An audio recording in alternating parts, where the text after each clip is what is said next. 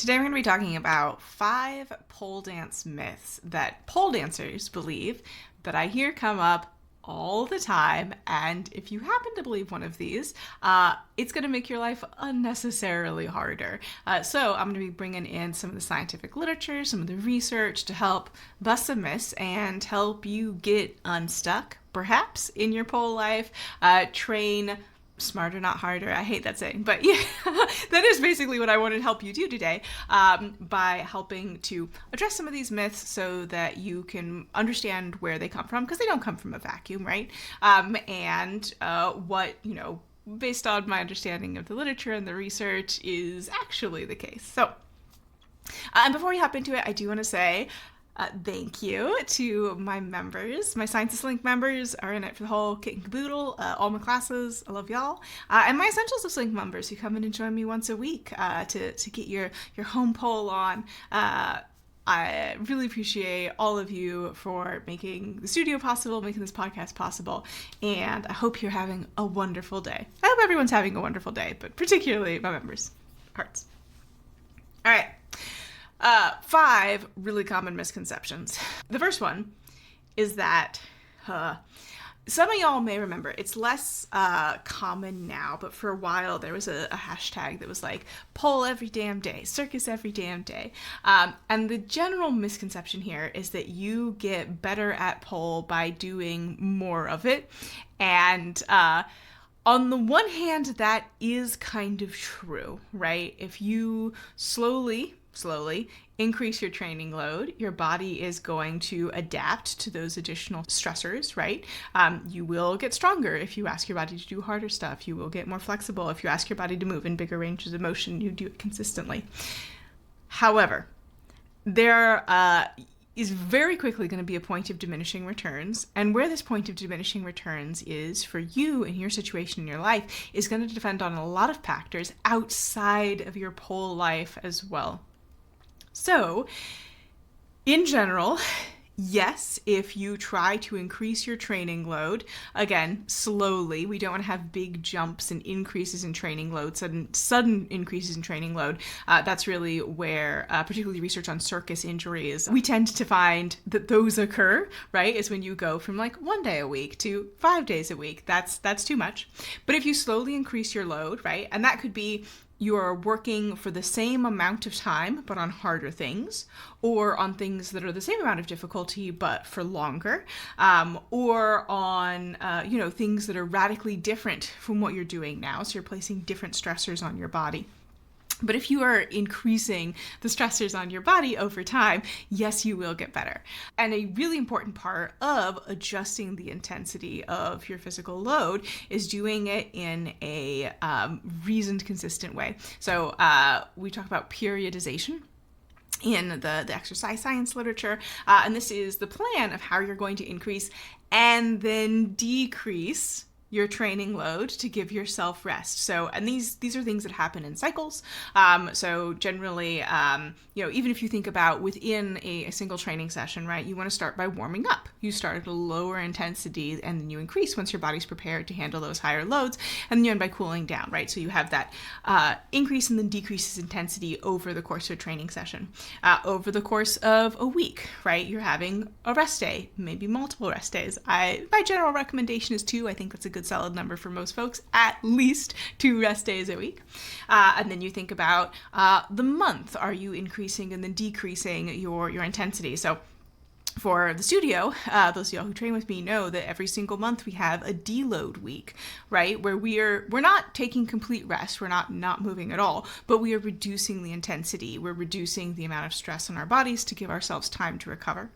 And then zooming out even further, over, a 3-month time period, right? Are you slowly increasing in intensity and then reducing it? So in my curriculum, the way that I deal with this, because I'm doing the periodization for you, that's part of the service that I offer, is we are starting by building capacity. So we're doing more foundational movements to help build the strength that we need for the technical movements that we're doing in the next month. And then once we're starting to master those, really beginning to play with them in the 3rd month, and then resetting that cycle, right? So there's a 3-month increase cycle that goes around. And then even more broadly, 6 months every 6 months, roughly, I'll have a complete deload week where we're not doing any classes, right? At least 1 week to just let our bodies completely relax and then reset that cycle again. So doing more in a specific controlled way that also includes commiserate rest and those two things going together really is going to help you increase your physical capacity. But just being like, I'm going to do more pole and then I'm going to get stronger, not necessarily the case. And that is, again, where we tend to see injuries, where people are like, I'm going to do a lot more right away. So yes, but, right? I do think, like, on its face, kind of true, however, also kind of not true. And I think people who just jump in and try and add more and more and more and more, that's where we really tend to see overuse injuries. Second thing, I did hear somebody, I'm not going to like shout them out because I think it's a little bit rude, but somebody did just straight up say this on Instagram, that the way that you learn a trick is by trying it over and over again. That may be an effective technique for some people.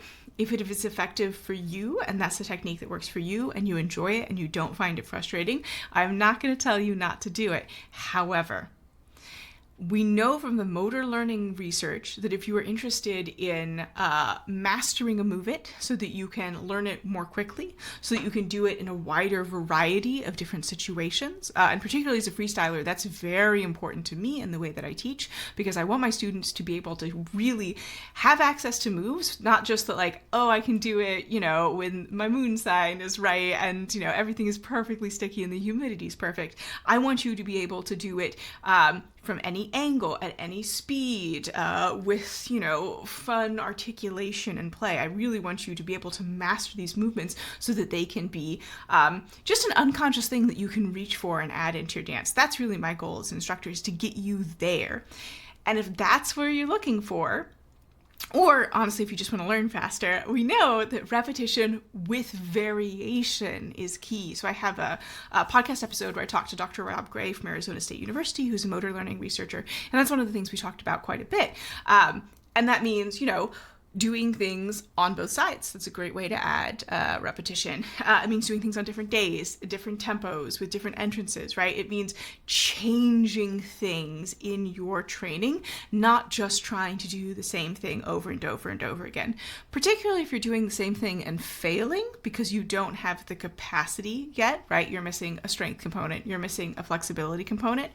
My preference as an instructor is always that you build that capacity off the pole separately and then bring that to the pole, so that the only thing that you're doing on the pole is the motor learning and figuring out what goes where. So that's part of the reason why I don't do conditioning in my pole classes. We do them in a separate conditioning class, which all my members get. Y'all know I'm not going to not condition you. Because, right, getting stronger, getting more flexible, and learning a new movement are three separate things. Those are three separate types of adaptation that you're trying to do. And if you smush them together and try to learn all of them all at once, if you have very limited time to train, that may be what you need to do. But if you have a little bit more time, you have a little bit more capacity, separating them out is going to allow you to have greater focus on each of them, and you're just going to get better results in the long run. So that is my preference. So again, just repeating a trick over and over and over and over again and failing and failing and failing and failing until you get it. If it works for you, please feel free to keep doing it. However, really not backed by the motor learning research. The motor learning research suggests adding a lot of variation in there and a lot of play and trying different things.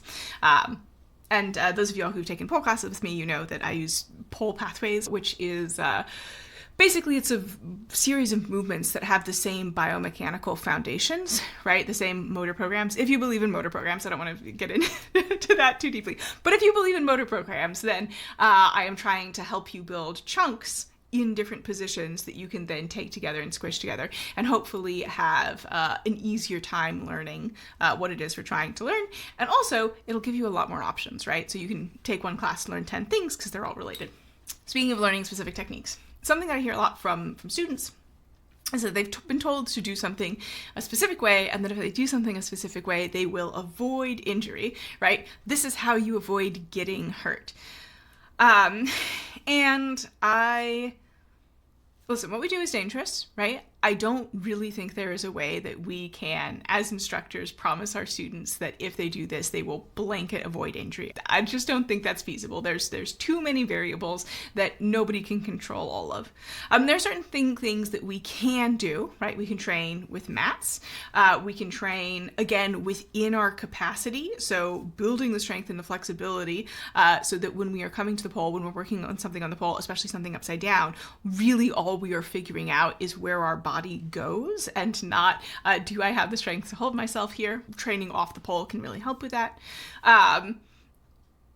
There are some specific things that I like to recommend as an instructor to reduce the risk of injury. So a great one here is I prefer that folks don't pivot on a flat foot because that can, create twisting force up the leg that can put unnecessary stress on the joints. However, it is perfectly possible to pivot on a flat foot, particularly if you have prepared yourself for that movement, particularly if you have, trained anti-rotational strength in the joints. Ball sports athletes do this kind of a lot, and they train for it kind of a lot. So even though, it is not my preference to do it, it can be done without injury, and doing it does not necessarily guarantee that you are never going to have any sort of like torquey joint injury in the lower body, right?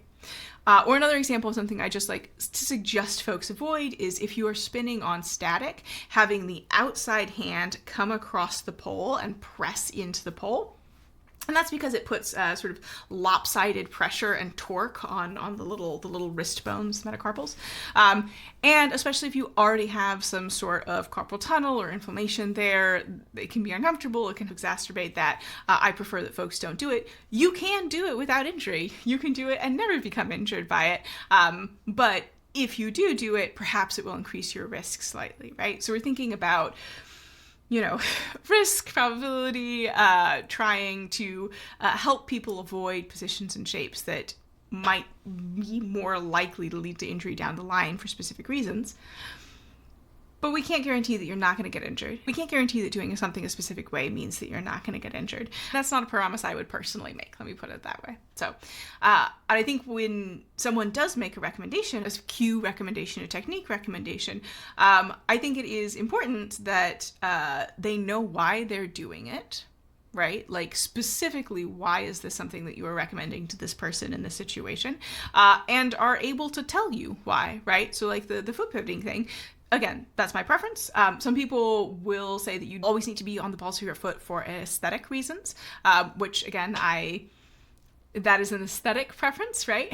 And if that's why someone is giving you a cue, I don't think it's necessarily wrong, but they should know that it is a cue that they are giving for aesthetic reasons, and B, be clear to you that that is what they are doing, because you're in charge of your body and you get to decide whether or not you do a specific thing or take a specific cue or apply it. And I think that information is an important part of that decision and that you should have it as a student. Another sort of bundle of misconceptions that come up a lot are around flexibility training. And something that I have heard folks bring up is that you should never static stretch, or you should only passive stretch, or you need to stretch every day or you're never going to get flexibility, or you need to spend, an hour in your splits just hanging out there. And I think there's a lot of misunderstandings around flexibility training and what is effective.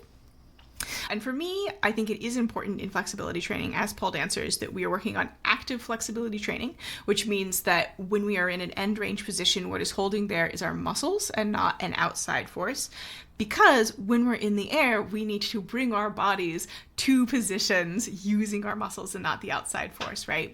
Sometimes we can use the pole for leverage, but particularly, once you get off the ground, you don't have the ground anymore. I know that sounds obvious, but a lot of passive assisted stretches use the ground, and if you don't have that up the pole, learning how to do that really good is not really going to help you, right? So I do think active flexibility is important, particularly for my hypermobile folks, being able to support a joint in its end range through using the muscles around it and not sort of like schlumping into the into the space that your collagen is giving you is really important. That said, static stretching does have its place. And a technique that I will use quite a bit is PNF, for proprioceptive neuromuscular facilitation, where we will move back and forth between an active and a passive stretch statically at the end of your range of motion. Those of y'all who've been in flexibility classes with me know about this.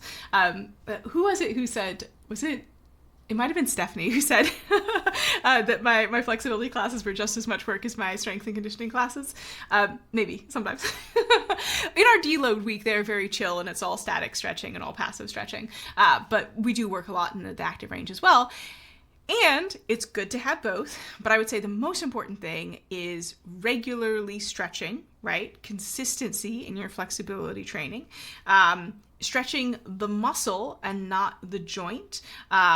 And then also supporting that with other things, right? Like depending on what it is that is limiting your range of motion, addressing your specific thing. And if you are interested in working on your end range and really going in deep, I would actually recommend working with a contortion coach. Not me. I am not a contortion coach. I just teach the flexibility that we need as sort of like recreational intermediate level pole dancers. I'm not going to get you your Rainbow Marshenko. That's not what I'm here for. If that's something that you are interested in, really working with a flexibility training professional, in particular a contortion flexibility trainer who is really aware of the anatomy and the mechanics of moving into and beyond those very end ranges, is going to be really important, because once you get to sort of the extremes, your specific situation, your individual variables become much more important. So all of those misconceptions around flexibility training, passive and active, are both good. You do not need to hang out in a passive stretch for a really long time, and that's the only way you're going to get your splits. So I guess this fourth one is more of like a bundle of misconceptions around flexibility training, and hopefully sharing some of this information has been helpful. But I will say it is a really varied area of research, even just talking about PNF, which is a technique that I really like. Some of the research says, PNF is better than just passive static stretching. So like that's Minshall 2014 say that. And then, in conversation with other research, like Azari et al. 2012, who are like, hey, PNF versus just resistance training, strength training didn't show any difference in flexibility. So maybe resistance training is just as good as PNF. And then, or things like Felland et al. 2001. And they were like, well, it's better for some groups. It seems to be better for men. It seems to be better for younger folks, but maybe not women and older folks, possibly sometimes. So there's a lot of sort of mixed results in the literature, and I would say the main information that we can get from the flexibility literature is consistency is important, a variety of things is important, that variation with repetition. You don't always want to do the exact same thing. You want to be giving your nervous system new input, and then of course we do know that it is a process of adaptation in the nervous system as well as the musculoskeletal system as well. So those are sort of the main things from the flexibility research that I would like folks to sort of know. And then the final thing that I would really like pole dancers to, take to heart. And I think this is something that there have thankfully been more conversations around recently, is that progress is not linear. And I think a lot of us have, capitalist brainworms that doing a good job means constant growth and the line goes up and to the right, I think. Right, left, dyslexia. Line is constantly going up and to the right. You're constantly learning new tricks. You're constantly getting stronger. You're constantly getting more flexible. And if you don't do those things, then you're doing a bad job. And I will say, you are likely to see that happening when you first start pole, particularly if you are, adding pole to your movement life instead of replacing something else with it. But you will eventually plateau. Right. And beyond that, right. So that's just sort of, as your body adapts to the stressors that you're giving it. Eventually, if you don't change your stressors, you're just not going to adapt anymore because you've done all the adaptation you need. Right. Very, very straightforward. This is why periodization is important, to keep changing those stressors so that you continue to get adaptation. But also, we're humans. We live in the world. We have bodies. We're all temporarily abled, right? Things are going to change in our life, in our body, in our, just like day to day. What are we doing physically? What is our mental capacity? What's our emotional capacity, right? You may become or stop being a caregiver. That's a huge change in your life.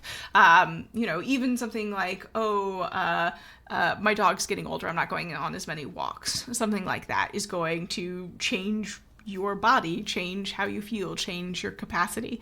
And at some point, you'll regress. And even if you're training pole consistently, even if you are continuing to get stronger, if you're not continually revisiting the same set of movements, the same set of tricks, you are going to get worse at them over time, right? If you want to continue to improve at a specific movement, you have to train it specifically. I think that's one of the key findings of exercise science that I don't think has been super well sort of infiltrated into the popular consciousness, right? When we are training things, when we are adding these stressors to our body, when we're adapting to them, we're going to adapt to the specific things that we are exposing our body to. We don't just sort of get like general overall adaptation. I'm continuing to work on static spins, so my inversions are going to get better automatically. Not necessarily, right? You may be beginning to develop things like better proprioception, better awareness of your body and space, and that will transfer between skills. But if you are working on, let's say power movements, it does not follow that you're automatically going to get more flexible. Knowing progress is not linear, right? I tend to think that it's more helpful to think about like a spider star chart, right? There you'll see like video game stats, right? Like high attack, low defense, high speed, or whatever. And I think it can be more helpful to think about your current pole state as like a little snapshot there, right? And you might even think of it as next to sort of a larger life thing, right? Like, okay, right now I'm really focusing on business stuff, so I just have less time for my personal pole training, right? Or right now I'm focusing on, I've got a lot of family things going on, I've got a lot of business things going on, the pole training's really low. Or maybe, sort of a slow season of my business, I'm going to step up my pole training, so I'm spending more time on my pole training, so I have more points to spend, if you want to think about it that way. And I think trying to have a more holistic view of your life, of your capacity, of where pole fits into your life, because you're probably not a professional pole dancer. I mean, I guess I teach pole, but I'm not a professional pole dancer, right? Like, I'm not spending all my time training. I'm not going for international competitions or anything like that. So it fluctuates how much pole I actually do, even though it is a big part of my job. And if that's true for me, whose job this is, it's absolutely true for you, whose job this probably is not. Give yourself grace. Give yourself a long view. Think about what your long-term goals are, and know that I'm just going to continue learning new tricks and getting stronger forever is probably not a very realistic pole goal. And at some point, you're going to have the conversation with yourself.